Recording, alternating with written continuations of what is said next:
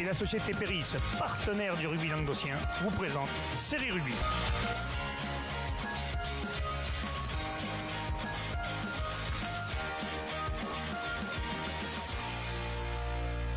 Bonjour mesdames, messieurs, bienvenue à Série Rugby, votre émission sur le rugby amateur de la régionale à la fédérale. Avec moi, c'est le chroniqueur. Salut Bubu. Salut Alain. Aujourd'hui, mesdames, messieurs, c'est le MAG, on a un invité. On va vous le présenter. Bonjour Quentin Estrade, qui va être candidat à la Ligue Occitanie. C'est ça? Exact. Bonsoir à tous. Alors, bienvenue à toi alors. Hein. On l'avait déjà reçu. Oui, j'étais pas là.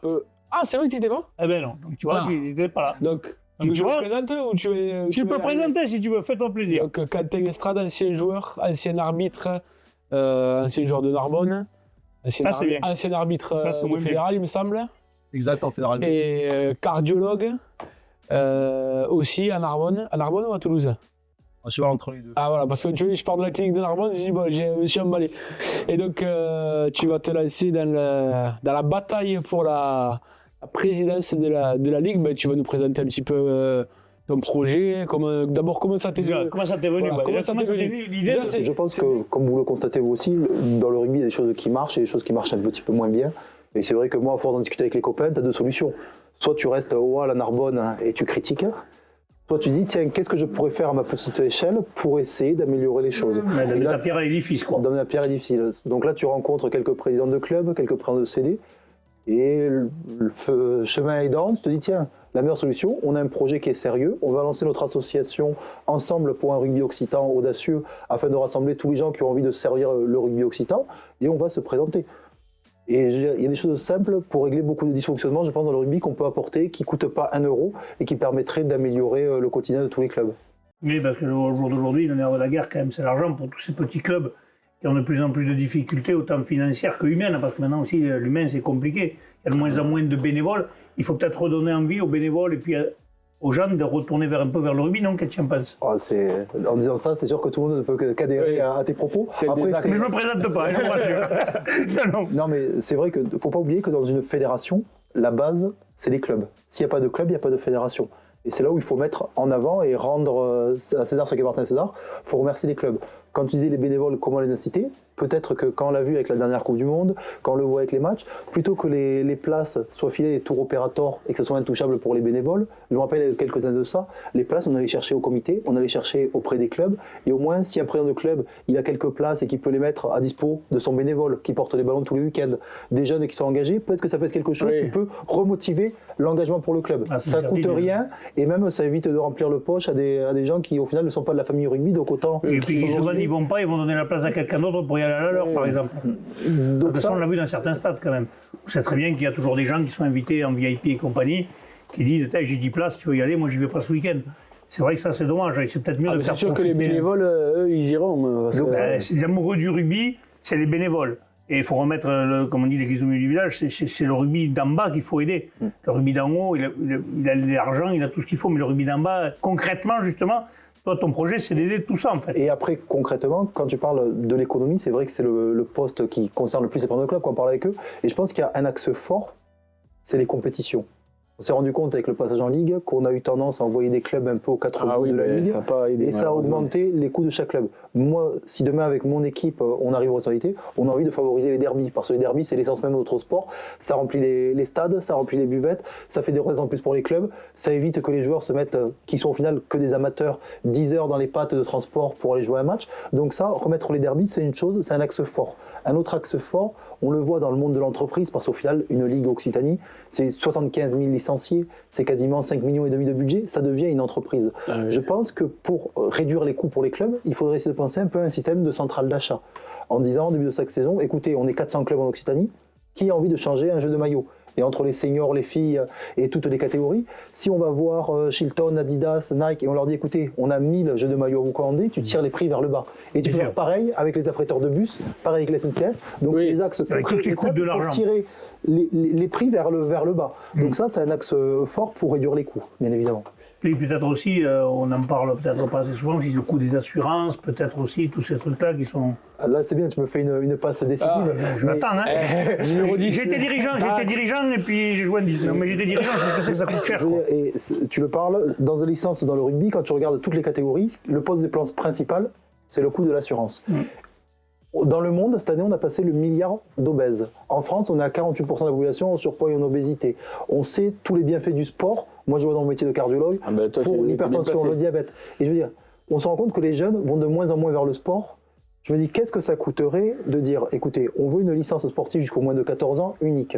Au moins, on paye une seule fois l'assurance, parce que si je suis couvert pour jouer au rugby, je peux aussi faire du ping-pong si j'ai envie, du foot, du volley, de la danse, ou de faire tous les sports. Et au moins, en faisant ça, le père, il paye une seule fois sa licence. Si le jeune, en septembre, il se rend compte que le foot, le tennis, le rugby, ça lui plaît pas, il peut faire un autre sport, il reste pas pendant un an au Canada. Oui, et puis il n'a pas besoin de sans parler de ça, en plus, le jeune qui est curieux, il peut aller faire différents sports. Oui. Et si demain j'ai des athlètes à haut niveau, s'il a fait du rugby, de la lutte, de l'athlétisme, ben, il sera encore meilleur dans sa compétence. Donc c'est quelque chose qui coûterait rien, et même après on le voit. Moi je le vois en médecine, 4% du budget seulement, c'est pour la prévention. 96% c'est pour le soin dur. Mais avant que le mec il fasse son arrêt cardiaque, son infarctus, je pense qu'on pourrait dire à l'État, écoutez, ça coûte rien de payer une licence à tous les gamins, une assurance, et au moins tu baisses les coûts, tu favorises le sport, et quand on voit que les clubs n'ont plus assez de jeunes, qui sont obligés de faire des grosses ententes, qui au final, pour moi, les ententes, c'est une fausse bonne idée. Parce que si dans un village en série, il y a 17 mecs qui sont licenciés, c'est parce qu'il y en a 15 titulaires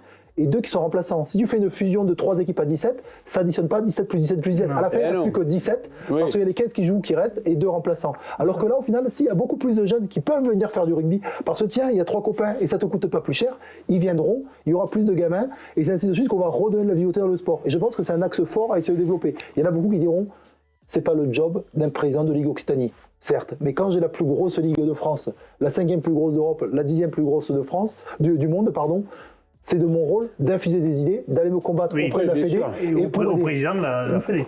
Et donc, parce qu'après, ça ne doit pas être porté que par toi et par la Ligue. Du foot, voilà. Bien sûr qu'ils sont intéressés aussi. Ça fait des économies pour tout le monde. C'est de la santé publique. Bien sûr. Plus les jeunes ils feront de sport. Ça, c'est toujours pareil. C'est une négociation avec les contrats d'assurance qu'ils font avec les ligues et compagnie. Parce que les assurances, on sait tous quand même, on va pas être méchant, mais les assurances, ils se gardent sur les gens et quand il y a un problème, on sait tous qu'on galère pour être remboursé. Non, mais c'est ça, c'est la base de la vie. L'assurance, c'est tu payes toute ta vie pour. Tu en as besoin peut-être une fois dans ta vie. Voilà, c'est ça. 2 fois. Quoi. Et le jour où tu en as besoin, souvent, c'est compliqué pour se faire rembourser. C'est malheureux, mais c'est souvent le cas. Donc après, c'est vrai que si on arrive pour faciliter l'accès et l'intérêt des bénévoles, leur mettre un accès prioritaire au niveau des places. Si pour les clubs, on remet des derbies pour éviter les dépenses inutiles, et à l'inverse, on fait une centrale d'achat pour leur faire gagner un peu plus d'argent. Qu'après, on va avoir plus de licenciés via cette licence unique jusqu'au moins de 14 ans, qui permettrait d'avoir des jeunes plus polyvalents, des jeunes plus sportifs. Et en cette année olympique, c'est l'année ou jamais d'avoir ça. Donc j'espère que les députés, les sénateurs qui nous écoutent, se saisiront de ce dossier. C'est quelque chose de simple et de concret, c'est leur travail. Et après, un axe fort, c'est vrai qu'il avait été créé pour aider les clubs, les cadres techniques, qu'ils soient fédéraux, qu'ils soient d'État, qu'ils soient de territoire, c'est des gens qui ont quand même une expertise. Et j'ai trouvé très dommageable qu'on leur interdise d'aller entraîner des clubs. Parce que si le mec, en plus de ses heures de travail, il a envie d'aider, ben, va le faire. Surtout que c'est des techniciens, c'est des gens qui sont de qualité. Si ça peut leur aider d'emmener des compétences, qu'ils le fassent. Si en plus ça leur permet d'arrondir la fin de mois, ben c'est une excellente chose pour eux aussi. Parce que sinon, ils vont partir soit faire autre chose. On l'a vu aussi avec Mathieu Noireau, avec l'arbitrage, on lui avait demandé de choisir. C'est des conneries. Moi, je suis pour que les cadres techniques puissent aller entraîner, et en plus ils auront plus de légitimité quand ils iront entraîner parce qu'on leur dira oui, toi tu entraînes ton équipe tous les week-ends aussi, donc tu sais de quoi tu parles, le concret. La réalité du terrain. Ça coûte zéro, et je suis persuadé que tous les clubs ils aimeraient ça. Et après pareil, tant qu'on parle de la formation, c'est vrai que tous les gens qui passent les diplômes pour être entraîneur, je pense que si on arrivera à trouver un système pour leur faire passer les formations en interne dans leur club, ça serait la panacée. Parce que là, sinon, pour faire les formations, qu'est-ce que tu fais? C'est soit des cours du soir, soit de la visio où tu t'endors, soit tu es obligé de poser une semaine de vacances. Oui, et puis, pas qu'une. Et voire plus. Et quand tu vois qu'au final, par mois, chaque club a son ADN. Si tu arrives à valider tes acquis dans ton club, je pense que c'est la plus bonne des choses. Quelqu'un qui vient vérifier et terminer, ça serait 100 fois mieux. C'est comme on parlait de l'arbitrage. Alors moi, je dis toujours à critiquer les arbitres, mais c'est mon caractère de cochon. Mais les arbitres, au lieu peut-être d'avoir un délégué qui vient là, qui ne peut rien faire, qui ne peut pas les aider, pourquoi ne pas prendre les anciens arbitres et qui justement ils viennent filer la main aux jeunes arbitres en venant au bord du terrain, les aider, ça serait pas mieux ça aussi? Après, toi, tu connais toi en plus. C'est pour ça que je dis ça. Pour l'arbitrage, je connais. J'ai la chance de travailler avec Eric Doria, qui est quelqu'un de très compétent, qui a porté le rugby occitan, ça fait longtemps qu'il l'a fait lui. Hein. Qui a fait beaucoup de choses. Et en Occitanie, je pense qu'on a été assez favorisé des fois par rapport à d'autres régions. Et donc voilà, mais c'est sûr qu'il y a un travail à faire. Il faut donner envie aux gens de venir arbitrer parce qu'on sent quand même encore que maintenant ils se plaignent qu'il n'y a pas assez d'arbitres. Donc il faut leur donner envie. Non, Après, merci. est-ce que le problème qu'il y a aussi, c'est là actuellement, l'arbitrage, on oblige les clubs, c'est par la contrainte. Moi je pense, comme dans tout, que la contrainte, ça ne fait pas avancer les choses. Par contre, si on allait voir à l'intérieur des clubs, nous, arbitres aussi en début de saison, voir avec les entraîneurs, développer ces écoles d'arbitrage, des choses positives. Moi, c'est ce que j'ai pu faire. J'ai été vice-champion de France d'école d'arbitrage, j'ai été élu meilleur jeune arbitre de France.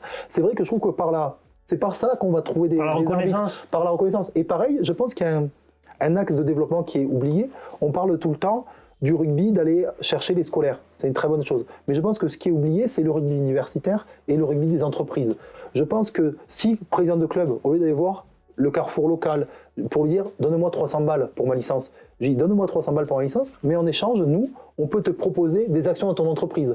On peut faire, tu peux venir, toi, une fois par semaine sur mon terrain pour t'entraîner avec ton équipe ou pour faire 3 passes, faire du rugby adapté. » Je pense qu'en allant chercher les entreprises, on peut aller chercher des gens qui diront « tiens, moi j'ai 35 ans, Donc, il n'y avait pas forcément j'ai pas forcément envie, mais l'arbitrage, ça peut me plaire. » Ou « tiens, c'est vrai que ton club il est sympa, porter les gourdes et servir les bières, ça m'intéresse. » Et je pense qu'il faut aller chercher les gens. Et du coup, ça amènerait des forces vives dans les clubs. Et arrêtez de penser forcément qu'au haut niveau. Et c'est là où je pense aussi que le sport universitaire, ça peut être une vitrine pour dire à toutes les mamans qui hésitent à mettre leur gamin au rugby, parce qu'au rugby, on parle de violence, on parle de commotion, on parle de tout ça, leur dire, ton fils, ça sera peut-être pas le futur Antoine Dupont. J'espère qu'ils le seront tous, mais c'est vrai que c'est un joueur quand même assez d'exception. Oui. Mais par contre, ça pourrait être un mec qui aura fait l'INSA en 6 ans au lieu de 5, grâce au rugby, qui aura fait des rencontres, ça lui aura ouvert des portes, ça lui aura un réseau. Ça sera un amoureux du rugby, qui amènera ses enfants dans le rugby, qui mettra son pognon d'entreprise dans le rugby, qui fera du sponsoring et autres. Et donc je pense qu'il faut aller aussi chercher ces gens-là, il ne faut pas les oublier.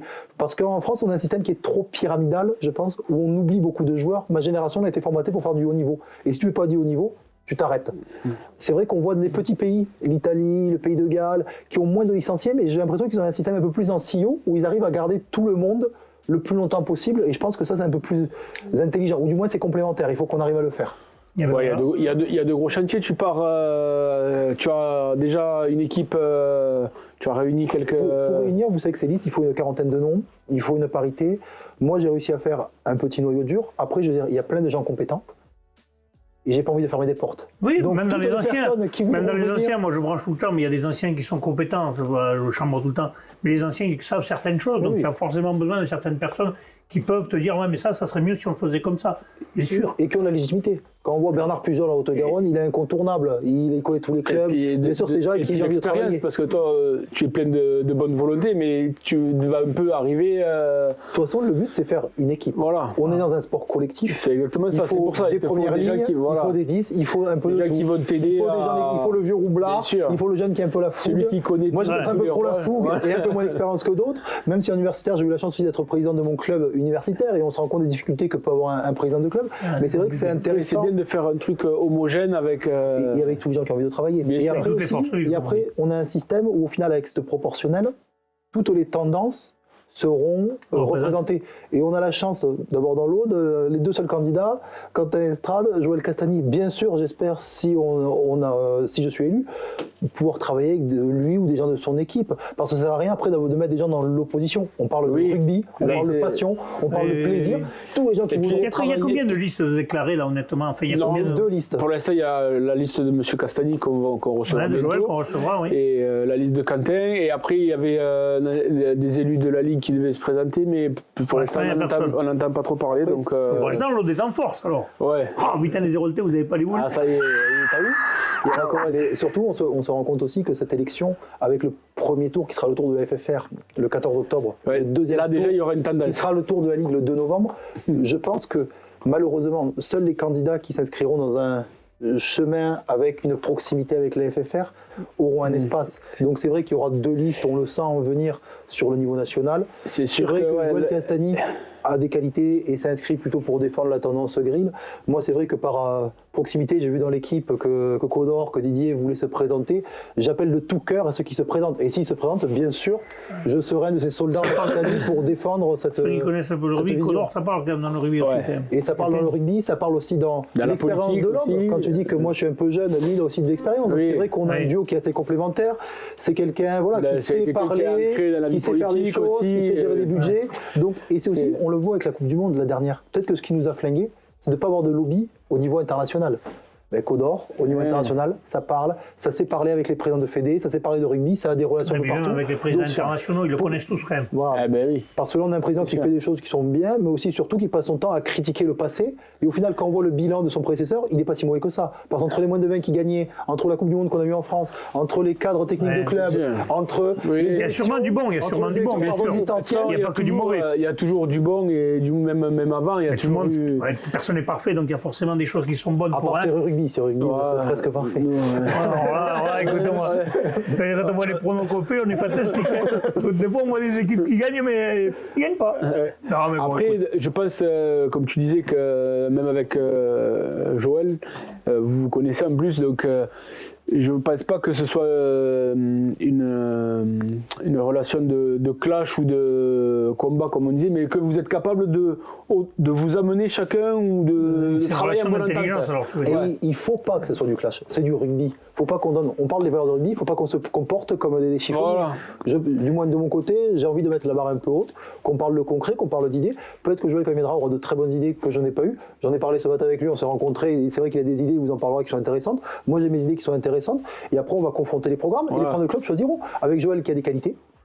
Moi, j'en ai d'autres. Oui, voilà, Et après, chacun a ses points forts et après, c'est voilà. il y aura un choix. C'est sûr. Et il faut qu'à la fin, ce soit C'est le rugby qui gagne. qui fait l'élection? Qui c'est qui élit là? C'est Les 400 présidents de club. club. C'est un peu D'accord. l'élection sénatoriale. Donc, c'est les grands électeurs qui. Les grands électeurs qui doivent, qui C'est font que, que voilà, c'est que les présidents qui votent. Voilà. Et ils votent une voix, un club, une voix.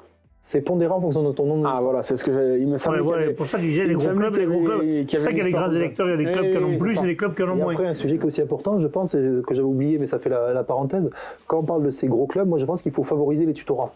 Parce que les tutorats, ça permet que les gamins, ils restent licenciés dans leur club, au moins si jamais ils n'arrivent pas à matcher dans le niveau au-dessus, ils prennent l'expérience, ils s'entraînent, mais ils ne sont pas fermés de leurs copains, de leur club, surtout il dans faut ce rester, club-là, où ils sont moteurs dans leur Eh équipe. ben, en plus, tu vois, tu fais bien d'en parler parce que Michel, rappelle-toi qu'il avait mis en place Michel Lignon avec l'ASB, avec Béziers, plein de tutorats avec les clubs aux alentours où ils ne prenaient les joueurs des clubs aux alentours que quand ils ne jouaient pas dans leur, Avec leur club, équipe. avec leur club. Quand ils étaient en repos, ils les prenaient, ils les faisaient jouer. Et une année, ils leur ont changé le règlement, 3 jours de commencer. Tu n'avais Ouais. plus le droit qu'à 3, alors que lui, peut-être Ouais, qu'il avait enfin, fait c'est dommage. n'importe quoi, je ne me rappelle plus, tu vois. Et après, ce qui est Mais, dommage aussi quand on parle de ces grandes équipes, je pense que chaque équipe doit mériter le niveau où elle joue. Et c'est pas parce que l'équipe Fagnon est un peu en berne qu'il faut pénaliser la filière espoir, la filière junior et autres. Je vois les espoirs de veux Narbonne, dissocier, ouais. je vois les espoirs de Narbonne, comme c'est fait actuellement, ils se payent la place pour être en poule élite. Il faut qu'ils méritent cette place. Ils doivent rester.